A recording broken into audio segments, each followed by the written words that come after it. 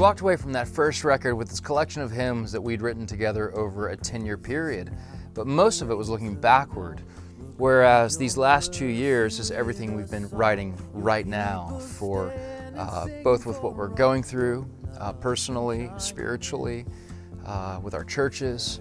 And so it's been a different experience, but a really wonderful one. This project as a whole is unique, I would say, in that Matt and I, as a pair, like, we're not an artist. We're just two guys who have written together for a long time and are continuing to write together. I think we were very excited to do new recordings of the old hymns we'd done on the first album, and very excited to introduce 12 new hymns from this project. Boswell is an amazing guy. He's a great friend. He's become a great friend over the years. He's a very wise, happy Texan Baptist guy. He's just an awesome dude, and he's got incredible instincts with songwriting, and he's been doing the worship leading thing for so long, and so he has great sensibility about what will actually work. I think working with Papa pushes me to work, one, harder than I've worked in the past, to be more creative. To work with really gifted people just pulls the best out of you.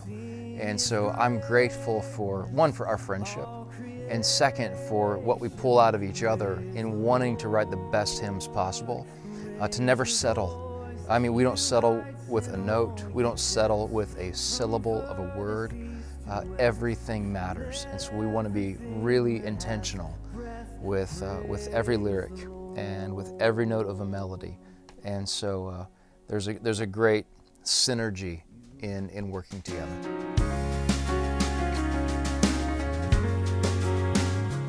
What I think a good opening song does, it jolts you into this, starting with God, starting with God's greatness, God's glory. You know, another one on our album, Oh Give Thanks. It's like, it just reminds you, just resets, like, you're not the center of the world. You know, you start with God.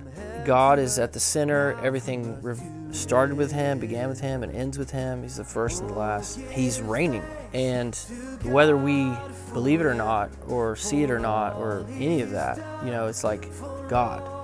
And I think a good opening song gets that kind of premise across. Well, I think if you step back and look at the body of work that we've created, it's meant for the church. It's meant to be sung congregationally.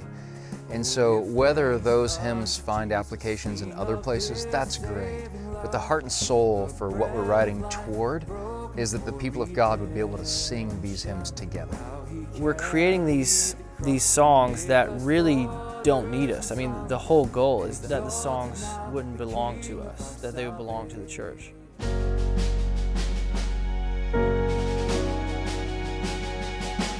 Almost Home began as Keith wanted both Matt and I to watch this movie called Fisherman's Friends about these fishermen on the coast of England who sing and work together. I think Keith knew if Papa heard that soundtrack and that kind of sound, he would be provoked to write something in that space. At the end of the movie, my wife and I sat down, we just kind of goofed around and wrote this little shanty. And it was called Almost Home. It's like, don't drop a single anchor, we're almost home. Trudge on a little further, we're almost home. You know, we're trying to picture ourselves just out at sea. A couple days after my wife and I were just kind of having fun with this song, goofing off, I sent it to Keith and he's like, wow, this is like, actually, this is amazing. It has this focus on heaven and this longing for home. So the tension was, I just loved it. I thought this is the kind of melody that people will be singing on New Year's Eve years from now. Almost home, we're almost home. And thought, okay, how do we take this stunning folk melody and baptize it enough where the church can sing it and believe it, where there's enough truth resonant in it, but it doesn't become over the top, where it still maintains this wonderful simplicity. And so that was the tension with every lyric in Almost Home, and I'm really thankful for how it turned out.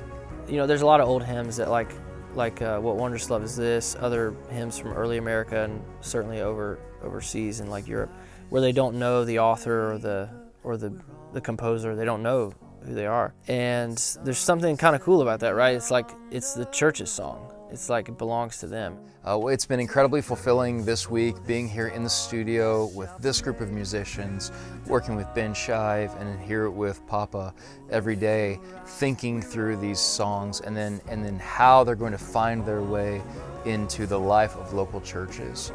And I tell you, it's been fun seeing them work their way into my heart this week with all of this beauty and skillfulness.